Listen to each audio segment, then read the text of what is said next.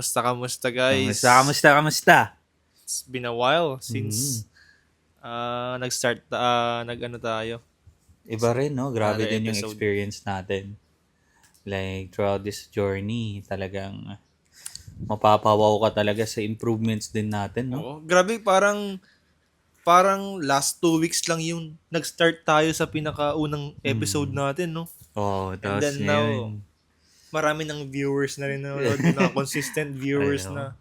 So, Nadidiscover na rin ng mga kakilala. mm, So, kaya hindi naman namin sinasabi sa kanila, pero nadidiscover na nila. kinaka-motivate maging consistent sa ganitong ano. Kaya, eto guys i-bash nyo ako ng sobra if hindi kami naging consistent dito.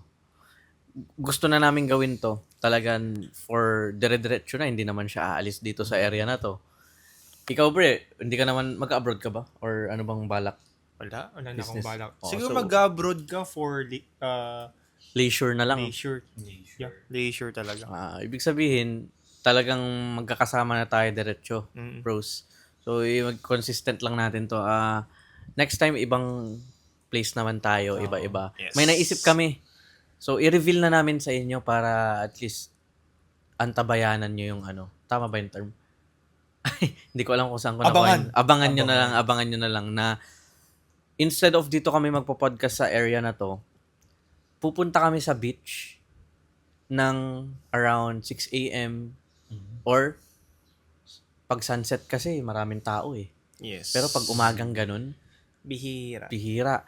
Maglalagay kami ng table doon, camping table, camping chairs. And then doon kami magpo-podcast. Yung background namin, dagat. Yes. Solid ba? So, yun yung mga gagawin namin. Sakto bro, meron akong kung kailangan natin ng power or kuryente, meron akong power station doon. no. Yun. May Tapos paano dadalhin- kaya yung mic natin kung sakali? Feel ko Kailangan mo ng saksakan doon eh. hindi. Basta in terms of power station, meron akong EcoFlow doon eh. Yun, komplex. So, kaya, pwede tayo So, guys. camping or outdoor podcast. Kailangan na rin namin ng mic. Yes. Mga hindi yung, ito yung mic na ginagamit ng mga vloggers. Mhm. Malupiton, ito gamit niya. Pero, hindi kasi siya made for podcasts kasi dalawa lang siya eh. More on for vlogs For talaga vlogs siya. talaga siya. Ang gusto namin bilhin para magmukha kaming professional dito yung meron kaming mic talaga na as in mic na ang ganda ng audio niya. Tigi-isa no. Pero check ko lang nga muna para sure before tayo Okay. Sige. So, yun. If may mga suggestions kayo na mic na good for podcast, good for 3 to 4 person na podcast na mic, comment kayo dyan and then, makakatulong sa amin yun sa pag-continue ng aming podcast. Yun. So, mga nangyari lately sa amin, 2 weeks din ba yung hindi tayo hindi 1 week lang pala. 1 week lang, last week lang yung last kita namin. And, ayun, patuloy pa rin sa pag-build ng business, kanya-kanyang diskarte, may natututunan sa isa't isa. Mhm. And, yun, yung sinabi ni Mark, mag-comment lang kayo dyan guys, yung sa mic. And also, hindi lang dun, mag-comment din kayo kung ano yung gusto nyong topic. Mhm. Kasi guys, to be honest, marami kaming, kahit sobrang maging consistent kami dito ng umabot ng 5 to 10 years, consistent kami, I'm sure hindi kami mauubusan ng topic dito. Along the journey kasi matututo Oo. kami. Marami Oo. tayong matututunan pa, no? Tsaka ito rin, kailangan nating mag-outing. Alam niyo kung bakit? Mhm. Kasi kung hindi tayo naglalabas-labas, puro lang work dito sa Mhm. wala tayong makikwento sa kanila. Tama. At least kung lumabas tayo, kunyari nag-hiking or camping or kung ano man, travel, at least may maikwento tayo sa mga next episode. Uy, naalala mo ba yung gano'n? Oo, no? Ganun. Mas magiging interesting yung buhay natin if nag-explore tayo. Like, maraming nangyayari sa Tama, buhay tama. natin. So, since napag-usapan na natin yung hiking na yan, gusto ko na rin i-bring up na gusto ko this year, kayong mga Unite members, Okay. so isa-shoutout ko na kayo. Migs, pinaka-unang-unang naisip ko. PJ, William, Miles. Sino pa yung ibang mga Sino ba yan? ano natin? Sila lang kasi yung mga laging active dun Active. na community members namin. Pero meron pang iba yan. Sila Kim, sila Jay. So, shout out sa inyo. Mm. Kasi soon, ngayong taon, gusto ko kayong makasama. Either we go on a hike sa bundok or we go to Maynila naman. Sa Manila tayo, sa BGC. Mag-rent tayo ng isang Grabe, condo no? unit and magpa-podcast tayo doon sa unit na yon. So, vlog tayo. Anong thoughts nyo? Ano? Ipapag-vote ko tong si Mark and AC. Hiking or Manila? Para sa akin, I go for hiking. Iba kasi yung feeling. Tapos parang adventurous. Mm. So, first time ko rin mag-hike. So, parang gusto ko matry. And then, matry kasama yung tropa and then unite members. Diba? Pare-parehas na mindset. So, kapag nandun na tayo sa taas, grabe, syempre, Oh, great feeling talaga Oo, yun, no? no? Na parang na-success, you- nakuha mo yung, nakamit mo yung Mhm. goal mo na umakyat. Oo. Actually, ako din wala pa akong experience sa hiking kaya gusto ko din talaga masubukan mag-hike. Kaya suggestion ko din mauna yung hiking, Yeah. brother. Yes. Pero it depends sa mga kasama natin. If available sila for hiking or for ano lang, magre-rent na lang tayo. Pero syempre, mas maganda if hiking tayo lahat. Ako din. Hiking ang gusto ko, pero it depends kasi sa... Actually, both okay. Since hindi naman kami taga Manila, ang purpose naman kasi ng Manila, kaya naging option namin, baka sabihin nyo, bakit Manila? Common na sa inyo kasi yun kung taga Manila kayo. Kami kasi hindi. Parang doon siya nag-work dati. Ang sinasabi ko lang, kaya gusto ko doon is because andun lahat ng mga entrepreneurs na pwede naming makamit. Kasi pag lumapag kami doon this year, gusto kong ma-meet yung mga big names dyan, kung sino man yung pwede kong ma-meet. Like siguro mag-set up tayo ng ano sa kanila, kung may mga events man sila dyan or mga seminars or ano, para lang makamit sila, gagawin namin. And kaming Unite members, pupunta dun sa mga events ng mga entrepreneurs na yan. Yun yung magiging main goal dun sa Manila. Hindi lang kami gagala-gala dun. Gagawin namin, makikipag-collaborate, makikipag-network kami sa mga negosyante lang din dun. That's why gusto ko sa BGC kami ng condo and hati-hati na lang kami dun para at least, kung sino man yung may network dun, kakilala or anything, at least, andun na kami. Diba? Tsaka bro, one of the reason bakit sa Maynila kasi doon tayo mag-meet up eh. Kung hindi nyo po alam, sa Unite members, meron tayong iba't ibang lugar. Meron tayong Luzon, Visayas, also Mindanao. Mindanao. Si PJ. So basically, yun talaga yung meeting place. Halfway, diba? Pero lugi si PJ kung ano, no? Kasi Mindanao eh. Pero isang eroplano lang niya yun. Pati si Miles ba, di ba taga Cebu? ata. So, yun. Flight talaga yun. No? Magpa-fly sila talaga. Pero kung Ito yung tatagal problema naman, ito yung problema pag walang mic, no? pero pag pag matagal naman sila dito ay di pa sila makapag-decide na parang babalik sila agad. So, pwede kahit mag one way muna sila na air ticket. Kasi kung meron na silang yung air flight na may pabalik na agad, parang uwi na sila. So, pag di pa sila makapag-isip na like uwi na sila, what I suggest is muna sila, mag one way. One way. Yun nga, Okay, either Manila, basta, yung both, hiking and Manila, hiking which is banding-banding naming community, and Manila, banding plus network with other entrepreneurs. So magkaiba ng goals, pero yung dalawang yan, matutuloy yan. Ang pinag-aanuhan lang namin, anong mauuna. Ang gusto ko ding mauna, hiking talaga. Hindi ko pa na-try mag-hiking. Nakikita ko lang siya sa mga vloggers, sa mga movies. Hindi ko pa na-try na mag talaga, pero yun, gusto ko matry ibang experience kasi yun. Yung may hiking gear ka, naka-todo, bihis ka, and Oh, yun, no?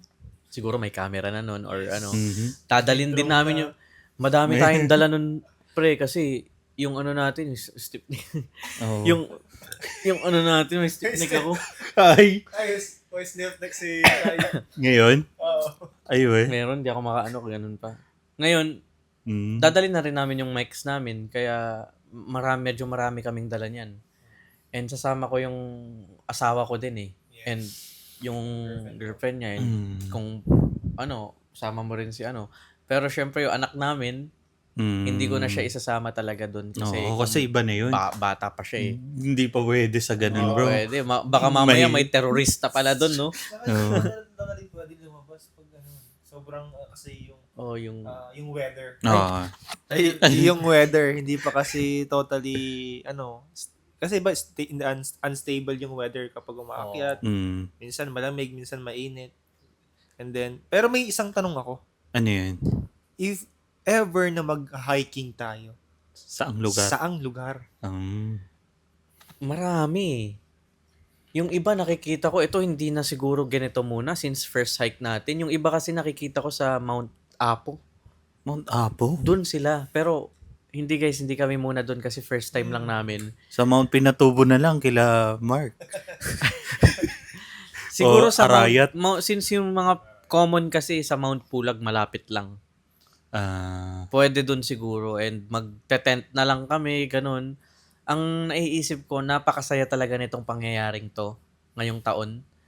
So sa mga Unite members dyan, gawin niyo yung best nyo guys para pumaldo na kayo at ma-afford nyong, kung taga saan man kayo, ma-afford nyong makapag-flight kayo papunta dito sa Luzon at kung saan dito tayo mag-hiking. So grind lang kayo para and pag nangyari yun, magiging masaya. Isipin nyo, na-imagine ko na yung scenario eh. For sure, kaming tatlo dito yung magsasama. Bro, sundo-sundo dyan. Saan tayo?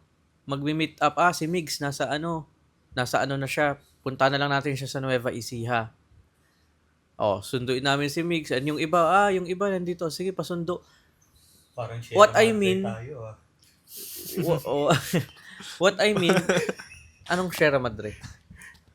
Kasi Nueva Ecija parang may way doon papunta ata doon eh. Sierra Diba? Madre. Kaso yun eh. Hindi ako familiar dun. Yun ba yung kapag may typhoon? Parang siya yung sumasalo. nagpo-protect sa amin. Oo. So, protect Sierra Madre. Di ba meron ganun? Di ba meron ganun? Oo. Tapos guys, naisip ko lang ngayon, no, nung sinabi ni Shai na sila punta mag-meet up tayo sa Luzon or punta sila sa Luzon. Soon or later, no, punta naman tayo sa Visayas or Mindanao or something. Para fair naman yan Oo. sa ibang dyan, hindi lang yung... Yes. Tayo naman dadayo. Tayo naman nadayo yung mga Kasi- taga Luzon. Sabi nila yung anong tawag doon? Cross country ba tawag doon? Yung sa country ka lang magta-travel? Sa local lang. Local flight? Domestic So, basta flight. yung sa local flight from Luzon to Visayas, ganun. Mas mahal kaysa pupunta ka ng ibang bansa. Oo, no? Bakit ganun, no? So, mahal siya eh. Kaysa pupunta ka ng Taiwan. Oo. 'Di ba? International flight versus... What if Taiwan na lang? Hindi, guys, for now, Philippines muna tayo. And in the near future, next year, kasi gusto ko guys, mabilisang progress ang pagyaman eh. Hindi yung mabagal. Bakit? Tumatakbo yung time eh. Oo. Kung yayaman tayo in 10 years pa, in 5 years pa, sobrang tagal na nun. Kaya nga speed matters, di Speed ba? matters yung sinabi ko sa ko eh.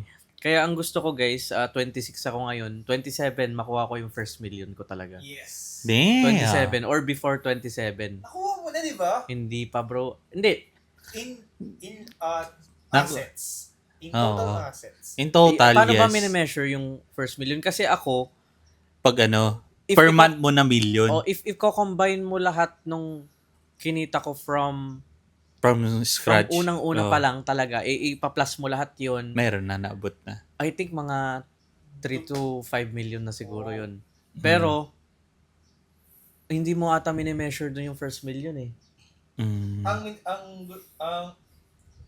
Ang gusto mong sabihin ang Yung measurement hawak ko na 1 million like ata. yung Yung, the savings or kung ano man yung o yung, paano ba? Monthly ba yun? Or hindi ko alam eh. Paano ba yun? Search ko nga mamaya. hindi, feeling ko naman kasi nakadepende kung paano mo siya titignan. If like andun siya, kasama siya sa assets mo, tapos o kaya if hawak mo din yung pera. Hmm. Pero in terms of assets na nasa'yo or hawak mo, Like kotse, ganun mga ba? kotse, Bahay, ganun? bahay, kung ano man napundar mo na. Yun yung million talaga. Mm-mm. Yung Pero first iba rin yung sinasabi mong mismong hawak mo yung pera or nakatago sa savings mo. Okay. So, ibig sabihin, in terms sa assets, na-reach mo na yun, yung million. Mm. Pero, in terms naman sa gusto mong hawak yung pera mo, hindi mo pa siya na-reach. Mm. Okay, sige, I think yung yung magiging first hawak ko, ang magiging source niyan guys, yung e-commerce.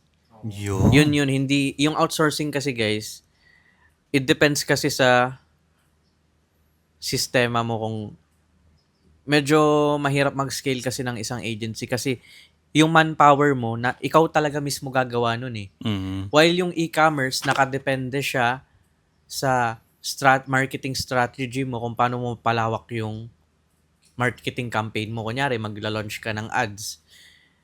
What if yung ads na yun, nag-generate siya ng 1 million in just one night? Kasi nga, nag-viral yung video, binili agad nila. Mm. So, napakadali talaga. Mahirap ang process ng pag-build ng e-commerce base doon sa mga napanood ko. Pero, once na nag-click yung isang video mo or nag-click yung marketing campaign mo na winning product pa, agad-agad yan. Meron nga yung sinasabi ni Coach RD Morales na in just 1 month ata naka 1 million sales agad siya. 1 million pesos. Grabe yun. Plus, and yung isang week naka 200k, ganun. It depends on kung gaano kaganda yung marketing campaign mo, kung gaano mo mahakot yung mga tao.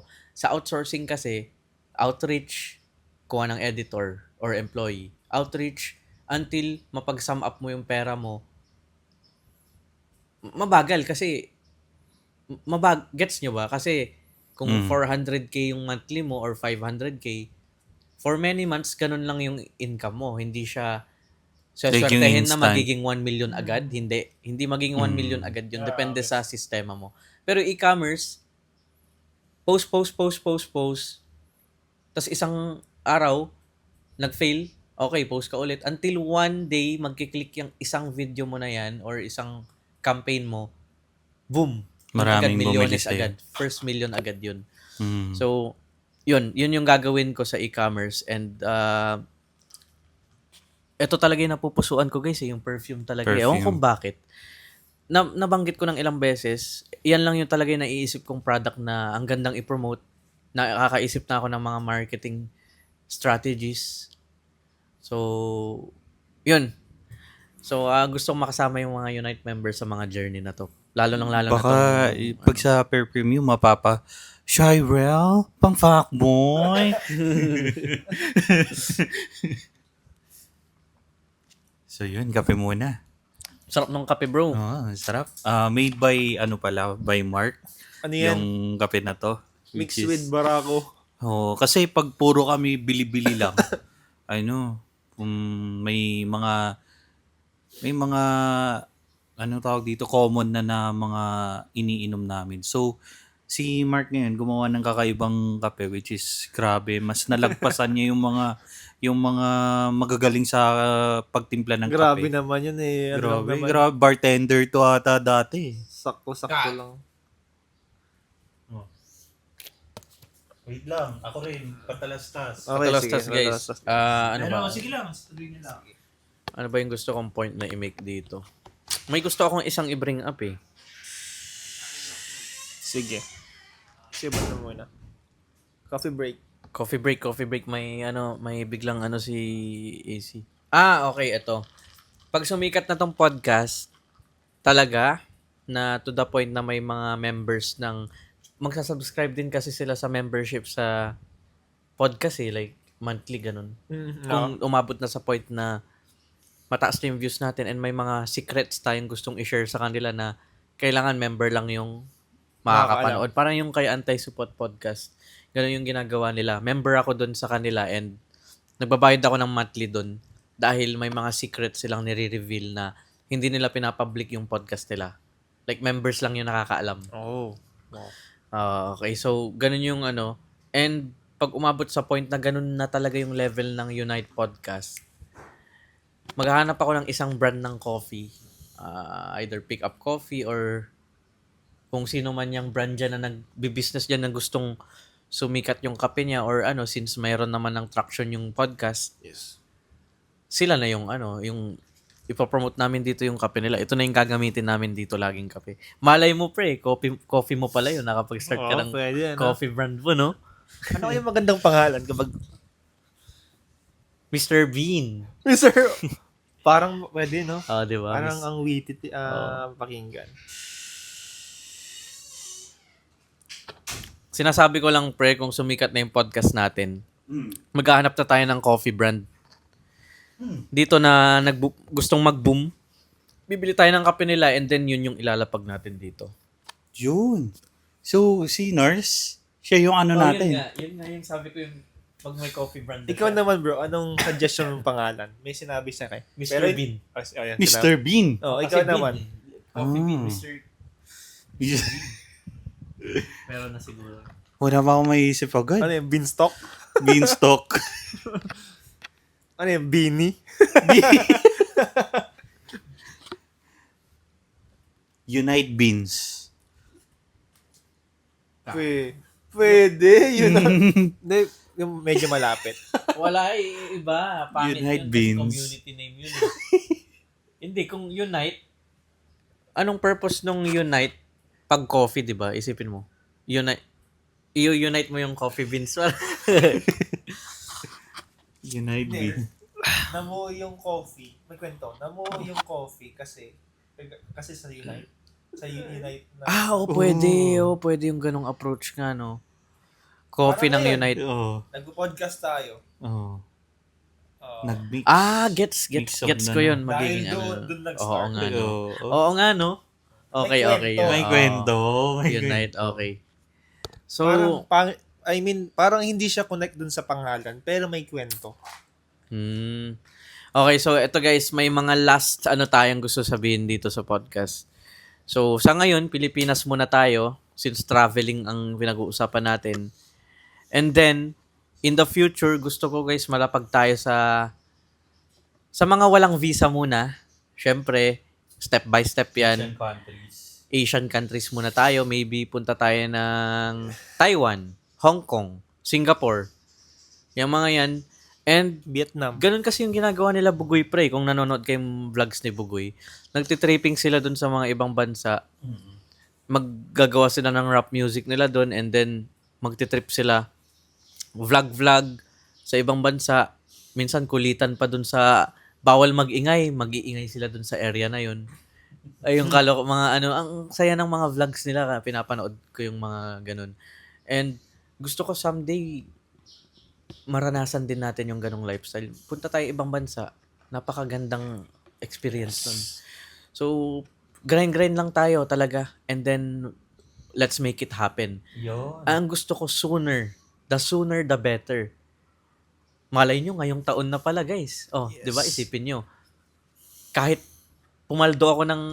may pumaldo ng isa sa amin, either e-commerce or outsourcing, Ay, ako guys, pag pumaldo ako sa e-commerce, willing talaga ako maglibre.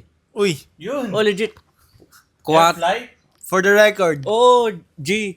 Kunyari, nag-boom since ako naman yung nag-e-commerce ngayon, if yung isang product na pinopromote ko, nag-boom yan. 1 million sales, 2 million. Ay, ititreat ko yung family ko muna. Siyempre, punta kami ibang bansa. Yes. Treat ko sila. Pagbalik namin, tropa time naman. Okay. Uy, kuha ako ng si Mark, AC, and then kuha ako ng mga members dyan na nandito sa Luzon or willing sumama. Punta tayo sa ibang bansa and then doon tayo mag-grind. Grabe. Oh, malay nyo, punta tayo sa mga events doon na kung saan makikipag-meet tayo sa mga negosyante din, pero Yes, mga pwede. Chinese, ganun. Guys, so, Diba? Ay, invite natin sila sa podcast natin. Okay, as a Chinese, paano ba yung mindset nyo sa business na pwede naming ma-apply as Filipinos? Yes. Diba mga ganun? So, parang ang leisure with leisure with work, parang ganun. work and leisure. Yes. At saka since you're building a brand sa e-commerce, 'di ba? Pwede ka rin maghanap doon ng ng suppliers mo or manufacturers sa ibang bansa. Pwede. 'Di ba? Pwede. 'Yun. Mm. Paano biglang nabangga mo CEO pala ng isang manufacturer sa it's either sa country na pupunta natin, 'di ba? Mm. Tapos 'yun. Doon na nag-start. Parang grabe yung story talaga, 'di ba? Okay. Yeah, so let's make it happen, guys. I think dito na namin tapusin. Wala naman ng basta yun yung goal namin. Mhm. Philippines muna, step by step, and then punta tayong ibang bansa sa mga no visa muna. Maging transparent ako, hindi naman pwedeng kumita ka lang ng ganito, sasabihin mo, mayaman na ako, punta tayong Dubai. Hindi, guys. Step by step lang yan. And then, there will come a time, pag nasa na tayo, 28 years old ako siguro noon, and basta before 30 is, gusto ko, kaya ko nang ma-afford yung mga Dubai, na yan. Punta ng Dubai, punta ng Switzerland, Mhm. yung mga ganyan. Yes. So, let's make it happen. Oo. So- Kaya. For the record, guys. Ubus na yung sa For the akin, bro. record. Cheers! Cheers. Wait, may nakalimutan tayo. Ano? Amal mentality. Yeah! Amal mentality. Amal mentality. See you on the next episode, guys. Guys. Bro, timpla ulit ng kape.